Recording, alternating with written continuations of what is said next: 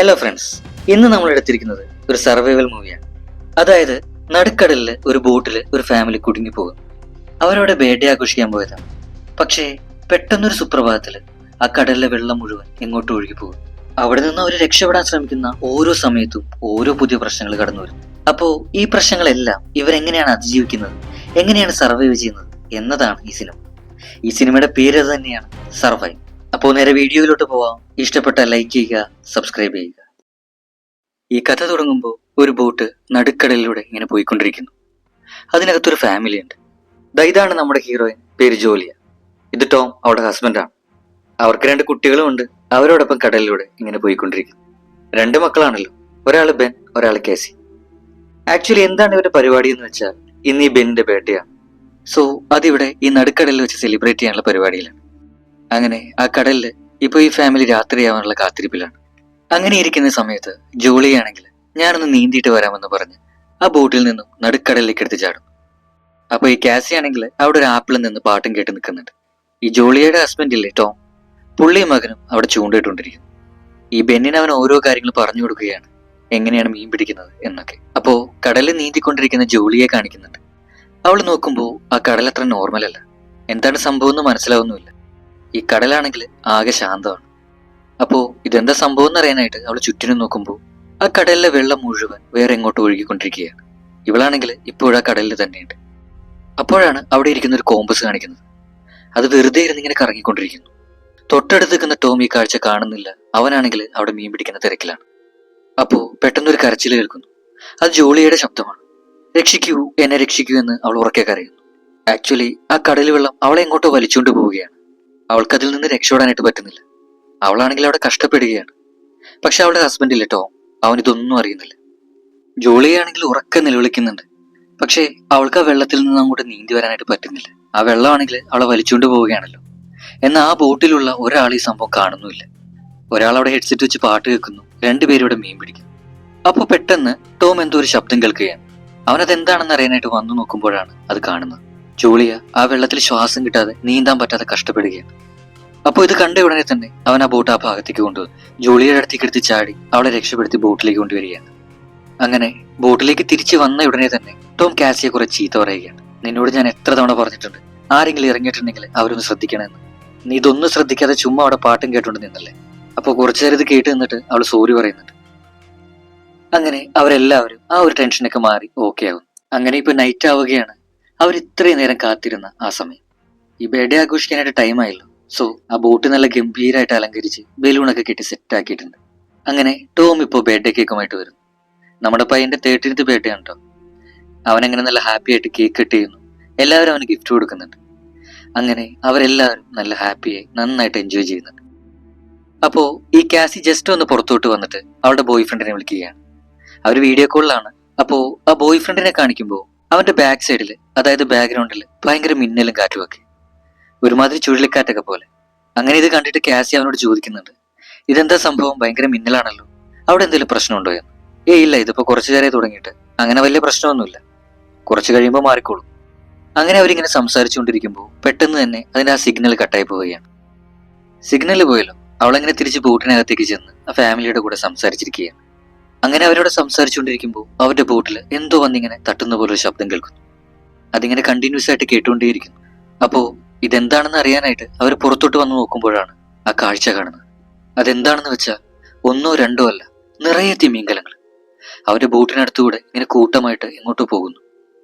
ഇവിടെ എന്താണ് സംഭവിക്കുന്നതെന്ന് മനസ്സിലാവുന്നില്ല. അപ്പോ നമ്മുടെ ടോം ഉണ്ടല്ലോ, അവനാണെങ്കിൽ ഈ കടലുമായി ബന്ധപ്പെട്ട് റിസർച്ച് ചെയ്യുന്ന ഒരാളാണ്. ഈ ടൈമിൽ തിമിംഗലങ്ങൾ ഒരിക്കലും ഇങ്ങനെ കൂട്ടമായി പോകാറില്ല. എന്തോ പ്രശ്നമുണ്ട്. പക്ഷെ എന്താണ് സംഭവം എന്ന് അവനും മനസ്സിലാവുന്നില്ല. അങ്ങനെ ആ തിമിംഗലങ്ങളെല്ലാം അതിലൂടെ പാസ് ചെയ്ത് കഴിഞ്ഞതിന് ശേഷം അവരുടെ ബോട്ടിന് എന്തെങ്കിലും കേടുപാടുകൾ വന്നിട്ടുണ്ടോ എന്ന് അറിയാനായിട്ട് ടോം ആ കടലിലേക്ക് എടുത്ത് ചാടുന്നു. എന്നാൽ ടോം തിരിച്ചു കയറി വരുമ്പോൾ അവന്റെ ഷോൾഡറിൽ ഒരു മുറിവ് പറ്റിയിട്ടുണ്ട്. സംഭവം എന്താണെന്ന് വെച്ചാൽ അവൻ ആ ബോട്ടിന് അടുത്തോട്ട് ചെന്ന സമയത്ത് അതിന്റെ ആ പ്രൊപ്പല്ലറിൽ തട്ടിയതാണ്. അങ്ങനെ ആ മുറിവിൽ ഇപ്പോൾ അവന്റെ ഭാര്യ മരുന്ന് വെച്ച് കൊടുക്കുകയാണ്. അപ്പൊ ജോലിയെ ചോദിക്കുന്നുണ്ട്, എന്താണ് ടോം, താഴെ പോയി ചെക്ക് ചെയ്തിട്ട് എന്തെങ്കിലും പ്രശ്നമുണ്ടോ? ആ ബോട്ടിന്റെ ഒരു ഷാഫ്റ്റ് ഒടിഞ്ഞിട്ടുണ്ട്. അതുണ്ടെങ്കിൽ മാത്രമേ ഇവർക്ക് പോവേണ്ട ഡയറക്ഷനിലേക്ക് ആ ബോട്ട് കൺട്രോൾ ചെയ്യാൻ പറ്റുള്ളൂ. ഈ കണ്ടീഷനിൽ ഇപ്പോൾ ബോട്ട് എടുത്താൽ ഇതിന്റെ എഞ്ചിനും കംപ്ലൈന്റ് ആണ്. അപ്പോ ഇവരിനി എന്ത് ചെയ്യുന്നുള്ള കാര്യത്തിൽ ഒരു പിടിയില്ല. ഇതിന്റെ ഇടയിൽ കേസി വീണ്ടും പുറത്തോട്ട് വന്നിട്ട് അവളുടെ ബോയ് ഫ്രണ്ടിനെ വിളിക്കാനായിട്ട് ട്രൈ ചെയ്യും. പക്ഷെ എത്ര ട്രൈ ചെയ്തിട്ട് സിഗ്നൽ കിട്ടുന്നില്ല. ആ ബോട്ടിന്റെ അകത്താണെങ്കിൽ ടോം അപ്പോൾ അവർക്ക് വേണ്ട ഭക്ഷണവും വെള്ളവും ആവശ്യത്തിനുണ്ടോ എന്ന് നോക്കുകയാണ്. ആക്ച്വലി വേറെ 4 ദിവസം കഴിക്കാനുള്ള ഫുഡും വെള്ളവും മാത്രമാണ് ഇവരുടെ കയ്യിലുള്ളത്. അപ്പോൾ അവനവന്റെ കുടുംബത്തോട് പറയുകയാണ്, ഇനി നമുക്ക് ആകെ 4 ദിവസം കഴിക്കാനുള്ള ഫുഡ് മാത്രമാണുള്ളത്, അതുകൊണ്ട് എല്ലാവരും സൂക്ഷിച്ച് ഉപയോഗിക്കണം. പിന്നെ നിങ്ങളാരും പേടിക്കണ്ട, നമ്മളിപ്പോൾ ഉള്ളത് കപ്പൽ ചാലിലാണ്. ഉറപ്പായിട്ടും ഏതെങ്കിലും ഷിപ്പുകൾ ഇതിലൂടെ പാസ് ചെയ്യും, അതിലേതെങ്കിലും ഒന്ന് നമ്മൾ രക്ഷപ്പെടുത്തും ഉറപ്പാണ്. അങ്ങനെ ഏതെങ്കിലും ഷിപ്പിന്റെ സിഗ്നൽ കിട്ടുമോന്ന് അറിയാനായിട്ട് അവരുടെ റേഡിയോ എടുത്ത് ട്രൈ ചെയ്യുകയാണ്. പക്ഷേ ഒന്നും തന്നെ കണക്ട് ആകുന്നില്ല. അപ്പോൾ പുറത്തുനിന്ന് വീണ്ടും ഒരു വലിയ ശബ്ദം കേൾക്കുന്നു. ചെന്ന് നോക്കുകയാണ്. അപ്പോൾ അവിടെ ഒരു കാഴ്ച കണ്ടിട്ട് ഇവരാകെ ഞെട്ടിത്തെറിച്ച് നിൽക്കുകയാണ്. അതായത് ആകാശത്ത് നിന്ന് എന്തോ ഒരു വലിയൊരു തീഗോളം, ഉൽക്കയോ മറ്റോ ആണത്. അതാണെങ്കിൽ ഇവരുടെ ഭാഗത്തേക്കാണ് വരുന്നത്. ടോം വേഗം തന്നെ ബോട്ട് എടുക്കുകയാണ്. അങ്ങനെ എങ്ങനെയൊക്കെയോ അവരതിൽ നിന്ന് രക്ഷപ്പെടുന്നു. അങ്ങനെ പുറത്തു വന്ന് നോക്കുകയാണ്. എന്തോ ഒന്ന് വലുതായിട്ട് വരാനിരിക്കുന്നു എന്ന് അവർക്ക് മനസ്സിലാവുകയാണ്. അതേസമയം തന്നെ ഭയങ്കരമായിട്ട് മിന്നലടിക്കുന്നു. നല്ല ശക്തിയായ ഇടിമിന്നൽ, വലിയൊരു കാറ്റ് വീശാൻ പോകുന്ന പോലെ. അപ്പോൾ ഇതൊക്കെ കണ്ട് പേടിച്ചിട്ട് എല്ലാവരും വേഗം തന്നെ ആ ബോട്ടിനകത്തോട്ട് കയറി ലൈഫ് ജാക്കറ്റ് എടുത്തിടുകയാണ്. അപ്പോൾ കടലിലാണെങ്കിൽ തിരമാലകൾ നല്ല ശക്തിയിലാണ് ഇവരുടെ ഈ ബോട്ടിലേക്ക് വന്നടിക്കുന്നത്.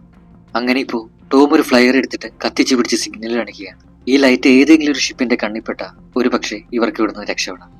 പക്ഷേ നിർഭാഗ്യം എന്ന് പറയട്ടെ, ആരും തന്നെ ഇവരെ രക്ഷപ്പെടുത്താനായിട്ട് വരുന്നില്ല. ഇവിടെ പുറത്താണെങ്കിൽ അധികം നേരം നിൽക്കുന്നത് പ്രശ്നമാണല്ലോ. അങ്ങനെ വേറെ വഴിയില്ലാതെ ടോം വേഗം തന്നെ അകത്ത് കയറിയിട്ട് ഡോറെല്ലാം ലോക്ക് ചെയ്യുന്നു. അവൻ എന്നിട്ട് വീണ്ടും ആ സിഗ്നൽ കിട്ടുമെന്ന് അറിയാനായിട്ട് ആ റേഡിയോ എടുക്കുന്നുണ്ട്. പക്ഷെ കണക്ട് ആവുന്നില്ല. അങ്ങനെ സമയം ഇങ്ങനെ കടന്നു പോവുകയാണ്. പിറ്റേ ദിവസം രാവിലെ അവരെല്ലാവരും ഉറങ്ങി എഴുന്നേൽക്കുന്നു. അങ്ങനെ അവർ നോക്കുമ്പോൾ അവർക്ക് ആർക്കും തന്നെ ഒന്നും സംഭവിച്ചിട്ടില്ല. ആ ബോട്ടാണെങ്കിൽ അങ്ങോട്ടും ഇങ്ങോട്ടൊക്കെ ഇങ്ങനെ ആടി ഉലയുന്നുണ്ടായിരുന്നില്ല. പക്ഷെ ഇപ്പോൾ നോക്കുമ്പോൾ അതിനൊരു അനക്കവുമില്ല. അതായത് കടലിലാണെങ്കിൽ തിരമാലയിലടിച്ച ആ ബോട്ട് ഇങ്ങനെ ആടേണ്ടതാണ്. പക്ഷെ ഇവിടെ ആ ബോട്ട് അനങ്ങുന്നത് പോലുമില്ല. ഇതെന്താണ് സംഭവം എന്ന് അറിയണമല്ലോ. അപ്പൊ ഇതെന്താണെന്ന് അറിയാനായിട്ട് എല്ലാവരും പുറത്തോട്ട് വന്ന് നോക്കുന്നു. അങ്ങനെ ഇവർ പുറത്തു വന്ന് നോക്കുമ്പോൾ ആ കാഴ്ച കണ്ടിട്ട് ഇവരെല്ലാവരും ഞെട്ടി ആകെ ഷോക്കായിട്ട് നിൽക്കുകയാണ്. അതായത് ഇന്നലെ രാത്രി വരെ ഇവർ നടുക്കടലിലായിരുന്നു. പക്ഷേ ഇപ്പോൾ നോക്കുമ്പോൾ അവിടെ ഒരു തുള്ളി വെള്ളം പോലുമില്ല. ആ കടലിലെ വെള്ളം മുഴുവൻ വേറെ എവിടേക്ക് ഒഴുകിപ്പോയിരിക്കുന്നു. അവന്റെ ബോട്ടാണെങ്കിൽ ഒരു പാറയിലിടിച്ച് നിൽക്കുകയാണ്. അതായത് ആ കടലിന്റെ അടിത്തട്ടിൽ വെറും മണലിലാണ് ആ ബോട്ട് ഇപ്പോൾ കിടക്കുന്നത്. അവിടെയാണെങ്കിൽ ഒരു തുള്ളി വെള്ളം പോലുമില്ല. അങ്ങനെ അവർ അതിൽ നിന്ന് പുറത്തേക്ക് ഇറങ്ങുന്നു. കടലിന്റെ അടിത്തട്ടാണ് ഈ കാണുന്നത്. ടോമപ്പോ അവരുടെ കയ്യിലുള്ള ഒരു കോമ്പസ് ഇല്ലേ, അതെടുത്തിട്ട് നോക്കുകയാണ്. അതിലാണെങ്കിൽ നോർത്ത് ഡയറക്ഷൻ വേറൊരു സൈഡിലേക്കാണ് കാണിക്കുന്നത്. അതായത് ഭൂമിയുടെ പോൾസ്, അതിന്റെ ഡയറക്ഷൻ മാറിയിരിക്കുന്നു. അതായത് കരയുള്ള ഭാഗത്തേക്ക് കടൽ ഒഴുകി പോയിരിക്കുന്നു. അങ്ങനെയാണെങ്കിൽ ഒരുപാട് പേര് മരിച്ചിട്ടുണ്ടാവും. എന്നാലും കുറച്ചു പേരെങ്കിലും രക്ഷപ്പെട്ടു കാണും. വർഷങ്ങൾക്ക് മുമ്പ് ഇതുപോലൊന്ന് സംഭവിച്ചിട്ടുണ്ട്. അപ്പോ ടോം ഇതെല്ലാം പറയുന്നത് കേട്ടിട്ട് കാസി അവിടെ ഇരുന്ന് കരയുന്നുണ്ട്. അവളുടെ ബോയ് ഫ്രണ്ടിന് എന്തെങ്കിലും സംഭവിച്ചു കാണുമെന്നുള്ള ഒരു പേടിയാണ് അവൾക്ക്. ഇവിടെ ജോളിയാണെങ്കിൽ അവർക്കിനി എന്തോരം ഫുഡ് ഉണ്ടെന്ന് നോക്കുകയാണ്. അപ്പോൾ ഇവിടെ ബെൻ എന്താണ് ചെയ്യുന്നതെന്ന് അറിയാം. അവന്റെ ബർത്ത്ഡേ ഫംഗ്ഷന് വെച്ചിരുന്ന ബലൂൺസ് എല്ലാം ഒരുമിച്ച് കെട്ടി മുകളിലോട്ട് പറത്തി വിടുകയാണ്. ഇത് കണ്ടിട്ട് ആരെങ്കിലും വന്ന് രക്ഷിച്ചാലോ എന്നുള്ള ആ ഒരു പ്രതീക്ഷയിൽ ടോം വീണ്ടും ആ റേഡിയോ എടുക്കുന്നു. പക്ഷെ ഒരു സിഗ്നലും കിട്ടുന്നില്ല. അവൻ വീണ്ടും വീണ്ടും ട്രൈ ചെയ്തുകൊണ്ടേയിരിക്കുകയാണ്. കാരണം ഇതേ ഉള്ളൂ ഇനി അവർക്ക് രക്ഷപ്പെടാനായിട്ടുള്ള ഒരു മാർഗം എന്ന് പറയാനായിട്ട്. അപ്പോ എവിടെ നിന്നോ ഒരു സിഗ്നൽ കിട്ടുന്നു. അവൻ എന്നിട്ട് അവരോട് സംസാരിക്കുകയാണ്. നിങ്ങൾ ആരാണ്, എവിടെയാണ് ഇപ്പോൾ ഉള്ളത്? അവിടെ ഈ ഓപ്പോസിറ്റ് സംസാരിക്കുന്ന ആള് ഒരു മുങ്ങിക്കപ്പലിലാണ്. അയാളപ്പോ പറയുകയാണ്, ഇവിടുന്ന് രക്ഷപ്പെടുന്നത് വലിയൊരു ടാസ്ക്കാണ്. അതായത് ഇപ്പൊ ഇവിടെ നിന്ന് ഒഴുകിപ്പോയ വെള്ളം കംപ്ലീറ്റ് കുറച്ച് ദിവസത്തിനുള്ളിൽ ഇങ്ങോട്ട് തന്നെ തിരിച്ചു വരും. അയാളുടെ കണക്ക് പ്രകാരം ഒരാഴ്ചക്കുള്ളിൽ ഒരു പക്ഷേ അത് സംഭവിച്ചേക്കും. അതുകൊണ്ട് ടോമിനോട് ഹൈറ്റുള്ള എവിടെയെങ്കിലും ചെന്നിരിക്കാനായിട്ട് പറയുകയാണ്. അപ്പോൾ ടോം അയാളോട് ചോദിക്കുന്നുണ്ട്, നിങ്ങൾ മുങ്ങിക്കപ്പലിലല്ലേ, അവിടെ കുറച്ചെങ്കിലും സേഫാണ്, ഞങ്ങൾ കൂടി അതിലോട്ട് വന്നോട്ടെ എന്ന് ചോദിക്കും. പക്ഷേ ആ ക്യാപ്റ്റൻ അത് സമ്മതിക്കുന്നില്ല. ഇത് വളരെ ചെറുതാണ്. ആക്ച്വലി ഈ ക്യാപ്റ്റനും അയാളുടെ പാർട്ട്ണർ മാത്രമായിരുന്നു ഇതിലുണ്ടായിരുന്നത്. പക്ഷേ ആ പാർട്ട്ണർ ആള് മരിച്ചുപോയി. അതുകൊണ്ട് ഈ മുങ്ങിക്കപ്പൽ വളരെ ചെറുതായതുകൊണ്ട് ആരെങ്കിലും ഒരാൾ ഇതിലേക്ക് കയറ്റാനായിട്ട് അയാളെ സമ്മതിക്കുന്നു. അപ്പോൾ ടോം തനിക്ക് 2 കുട്ടികളുണ്ടെന്നും അവരെങ്ങനെയെങ്കിലും അതിലോട്ട് കയറ്റാൻ പറയുമ്പോൾ ആ ക്യാപ്റ്റൻ വേറെ വഴിയില്ലാതെ അതിന് സമ്മതിക്കുന്നു. അങ്ങനെ അങ്ങോട്ട് പോകാനായിട്ട് ആ ക്യാപ്റ്റനോട് ചോദിച്ച് ടോം ആ ലൊക്കേഷൻ മാപ്പിൽ മാർക്ക് ചെയ്യുകയാണ്. എന്നിട്ട് അവൻ പോകാനായിട്ട് തയ്യാറെടുക്കുന്നു. ആ ക്യാപ്റ്റനുള്ള സ്ഥലത്തേക്ക് കുറച്ച് ദൂരമുണ്ട്. അതുകൊണ്ട് അവൻ ആവശ്യമുള്ള സാധനങ്ങളെല്ലാം ബാഗിലേക്ക് പാക്ക് ചെയ്യുകയാണ്. അപ്പോൾ ടോം ജോളിയോട് പറയുന്നുണ്ട്, ശ്രദ്ധിക്കണം, ആ വെള്ളം എപ്പോ വേണമെങ്കിലും തിരിച്ചു വരാം. ആ വരുന്ന വരവ് എങ്ങനെയാണെന്ന് നമുക്ക് പറയാനും പറ്റില്ല. ഈ സംസാരത്തിന്റെ ഇടയ്ക്ക് ടോം നോക്കുമ്പോൾ ദൂരെ നിന്ന് ഒരാൾ നടന്നു വരുന്നു. അയാളുടെ കൂടെ ഒരു പട്ടിയുണ്ട്. അയാൾ എങ്ങനെയൊക്കെയോ രക്ഷപ്പെട്ട് വരുന്ന വഴിയാണിത്. എനിക്ക് തോന്നുന്നു ഇവരാ ബലൂൺ പറത്തിവിട്ടല്ലോ. അപ്പോ അത് കണ്ടിട്ടായിരിക്കണം ഇയാളിപ്പോ ഇങ്ങോട്ട് നടന്നു വരുന്നത്. അങ്ങനെ ഇപ്പോ ടോം അയാളുടെ അടുത്തേക്ക് ചെല്ലുകയാണ്. അയാളാണെങ്കിൽ ആകെ ക്ഷീണിച്ച് അവശതയിലാണ്. ടോം അപ്പോൾ തന്നെ അവന് കുടിക്കാനായിട്ട് വെള്ളം കൊടുക്കും. ഒരുപാട് ദാഹിച്ചു വലഞ്ഞു വന്നതുകൊണ്ട് തന്നെ അയാൾ ആ വെള്ളം വാങ്ങി കുടിക്കുന്നു. അതിനുശേഷം ഉറപ്പായിട്ടും അയാൾ ടോമിനോടൊരു താങ്ക്സ് പറയും. പക്ഷേ ഇവിടെ അങ്ങനെ ആയിരുന്നില്ല. അയാൾ ആ കുപ്പി എടുത്തിട്ട് ടോമിന്റെ തലയ്ക്കൊരു അടി കൊടുക്കുന്നു. അടി കൊണ്ട് ടോം അവിടെ വീഴുന്നു. ഇത് കണ്ടതും ജോളി അവിടെ നിന്ന് ഓടി വരികയാണ്. പക്ഷെ അതിനുള്ളിൽ തന്നെ ഇയാൾ ഒരു വലിയൊരു കമ്പി എടുത്തിട്ട് ടോമിന്റെ വയറ്റിൽ ഇങ്ങനെ കുത്തി കുത്തി അവനെ കൊലപ്പെടുത്തുന്നു. ജോളിയൊക്കെയാണെങ്കിൽ ഇത് കണ്ടു നിൽക്കാനേ പറ്റുന്നുള്ളൂ. അവളിത് കണ്ടിട്ട് പൊട്ടി കരയുകയാണ്. അപ്പോ ജോളിയെ അയാൾ കണ്ടു. ടോമിനെ കൊന്നിട്ട് പിന്നെ ജോളിയുടെ അടുത്തോട്ട് വരുന്നു. അവൾക്കാണെങ്കിൽ ടോം മരിച്ചു. അവളുടെ കുട്ടികളെ എങ്ങനെ രക്ഷപ്പെടുത്തണം. അവൾ വേഗം തന്നെ ആ ബോട്ടിലോട്ട് ഓടുകയാണ്. അപ്പോ ഈ കില്ലർ ഉണ്ടല്ലോ, അവന്റെ കയ്യിലിരിക്കുന്ന ആ മൂർച്ചയുള്ള കമ്പി നേരെ ജോളിയുടെ നേർക്കെറിയുന്നു. പക്ഷെ എന്തോ ഭാഗ്യം കൊണ്ട് അവൾ അതിൽ നിന്ന് രക്ഷപ്പെടുന്നുണ്ട്. അവൾ വേഗം ഓടി ബോട്ടിനകത്തോട്ട് കയറി കുട്ടികളുടെ അടുത്തോട്ട് ചെല്ലുന്നു. ആ പിള്ളേര് ശരിക്കും പേടിച്ചിരിക്കുകയാണ്. വേഗം തന്നെ അവർ രണ്ടുപേരെയും ജോളിയ ഒരു ലോക്കറിനകത്ത് ഒളിപ്പിക്കുകയാണ്. എന്നിട്ട് കേസിയുടെ കയ്യിൽ ഒരു ഫ്ലയർ ഗൺ കൊടുക്കുന്നുണ്ട്. എന്നിട്ട് വേഗം തന്നെ ആ ലോക്കർ ലോക്ക് ചെയ്ത് പിള്ളേരെ സേഫാക്കി കയ്യിലൊരു കത്തി എടുത്തിട്ട് താഴെ ബോട്ടിന്റെ ബേസ്മെന്റിൽ പോയി ഒളിക്കുകയാണ്. അപ്പോ ആ കില്ലർ കൂടി ബോട്ടിലോട്ട് കയറി വരുന്നു. അതിന്റെ ഡോറ് തല്ലി പൊളിച്ച് അയാൾ അകത്ത് കയറുന്നു. നേരെ ചെല്ലുന്നത് കിച്ചണിലേക്കാണ്. അതിനകത്ത് കയറി ഭക്ഷണം എടുത്ത് കഴിക്കുന്നു. എന്നിട്ട് ഒരു ക്യാൻ എടുത്ത് കൈ പിടിച്ച് ഒരു സൈക്കോയെ പോലെ അയാൾ ജോളിയെ അന്വേഷിച്ചിങ്ങനെ നടക്കുകയാണ്. ജോളിയാണെങ്കിൽ കയ്യിൽ ആ കത്തിയും പിടിച്ച് ഒരു റൂമിൽ വെയിറ്റ് ചെയ്ത് നിൽക്കുകയാണ്. അയാൾ വന്ന ഉടനെ തന്നെ കുത്താനായിട്ട്.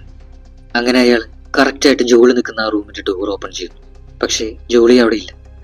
അവൾ ആ ബോട്ടിന്റെ ഒരു ചെറിയ ഗ്യാപ്പ് വഴി പുറത്തോട്ട് ചാടുകയാണ്. ഈ കില്ലറാണെങ്കിൽ ഒരു സൈക്കോ ആണ്. അവന് ജോളിയെ കിട്ടിയേ പറ്റൂ. അവൾ രക്ഷപ്പെട്ട ആ ഗ്യാപ്പിൽ കൂടി അയാളും വന്നു നോക്കുന്നു. അപ്പോ അയാളുടെ തൊട്ട് താഴെ ജോളി ഇരിപ്പുണ്ട്. അവിടെ ഒരു ചെറിയൊരു ശബ്ദം ഉണ്ടാക്കിയാൽ പോലും ഈ കില്ലർ അവളെ കാണും, അവളെ കൊല്ലും. പക്ഷേ ഇവിടെ ഒരു പ്രശ്നം ഉണ്ടാവും. അതായത് ഈ കില്ലർ ഒരു പട്ടിയെ കൊണ്ടാണ് വന്നിരുന്നത്. അതിപ്പോ കറക്റ്റായിട്ട് ജോളിയുടെ അടുത്തോട്ട് വന്ന് കുരയ്ക്കുകയാണ്. വേറെ വഴിയില്ല. ഇതിങ്ങനെ നിന്ന് കുരച്ചാൽ ഉറപ്പായിട്ട് അവളെ കാണും. അതുകൊണ്ട് വേഗം തന്നെ അവൾ ആ പട്ടിയുടെ അടുത്തോട്ട് ചെന്ന് അതിനെ കുത്തിക്കൊല്ലുകയാണ്. ആ കില്ലർ അപ്പോ ബോട്ടിനകത്ത് അവളെ തിരയുകയായിരുന്നു.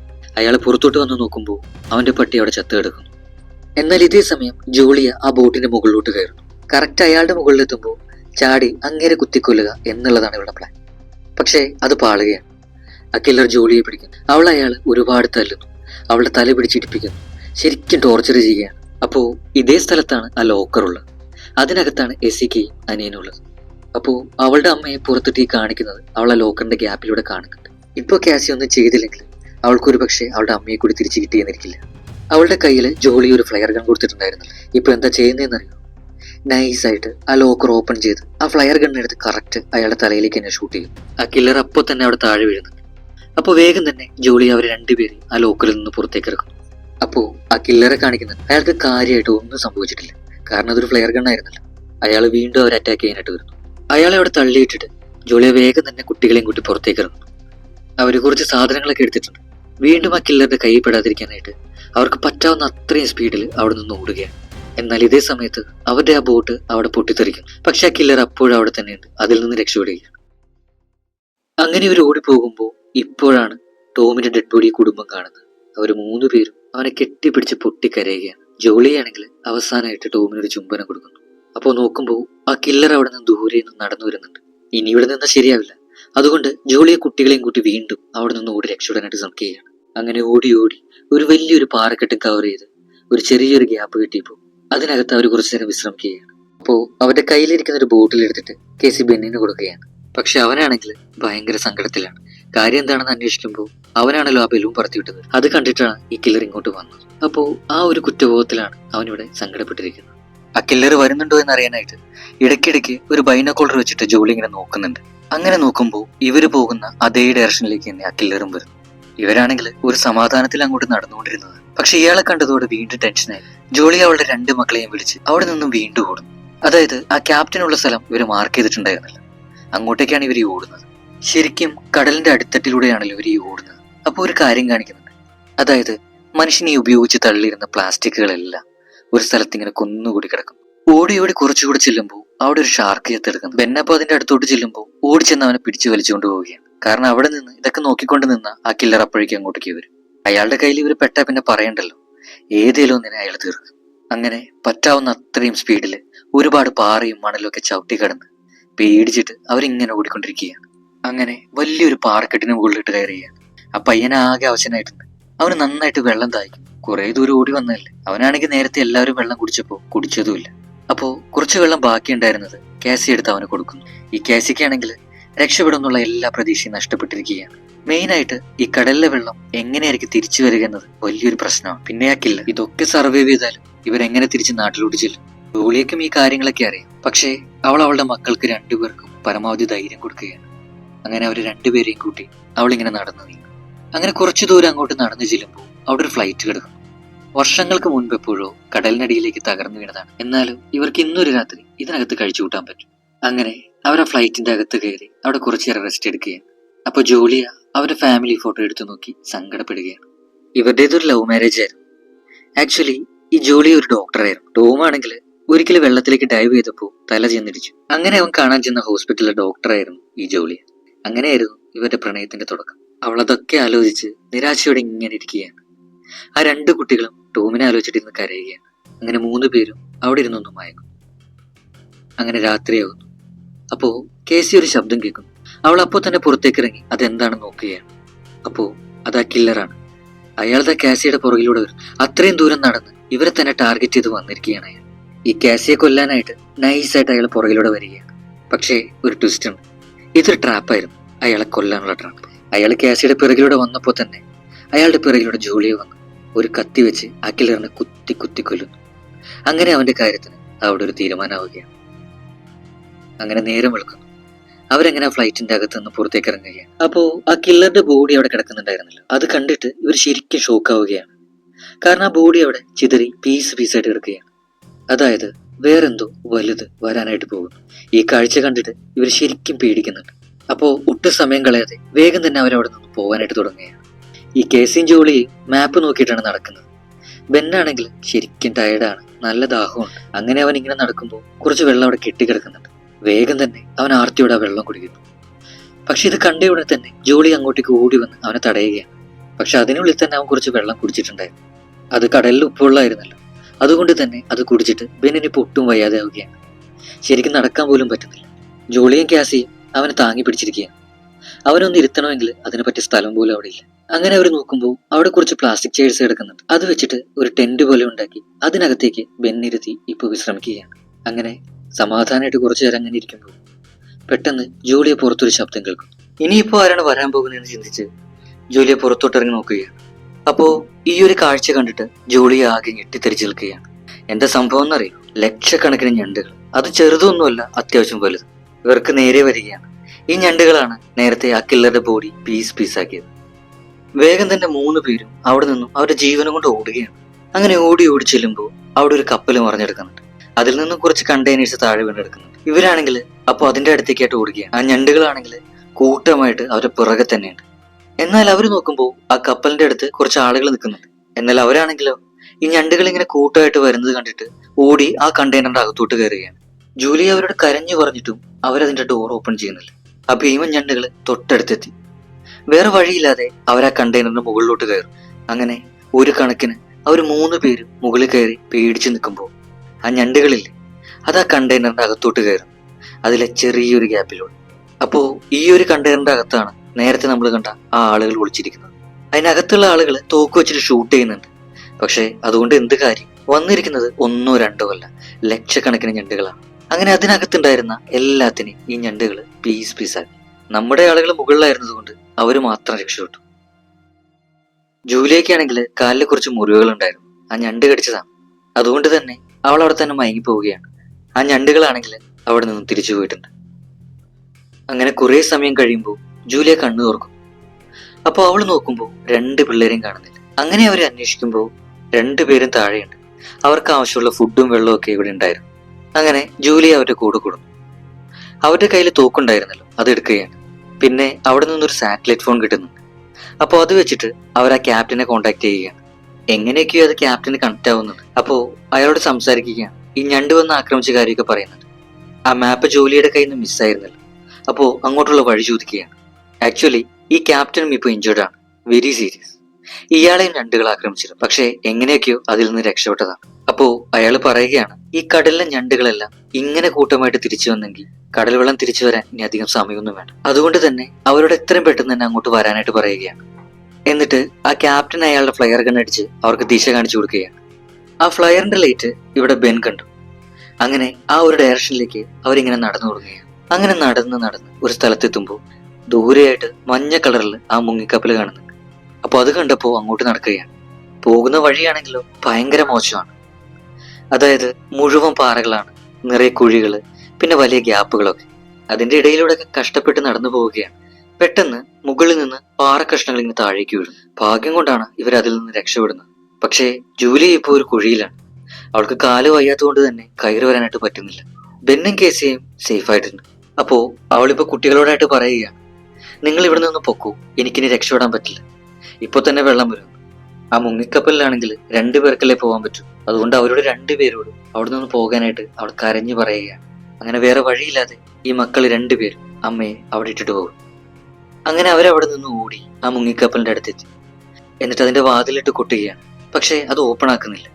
അപ്പോ അവിടെ ആ ക്യാപ്റ്റൻ അതിന്റെ പിറകിൽ നിൽക്കുന്നുണ്ട്. ചോരയിൽ കുളിച്ച് ജീവൻ നിലനിർത്താൻ വേണ്ടി അയാൾ കഷ്ടപ്പെടുകയാണ്. അപ്പോ ആ ക്യാപ്റ്റൻ അവരോട് പറയുകയാണ്, ഞാൻ രക്ഷപ്പെടില്ല, നിങ്ങൾ എങ്ങനെയെങ്കിലും രക്ഷപ്പെട്ടോ എന്ന്.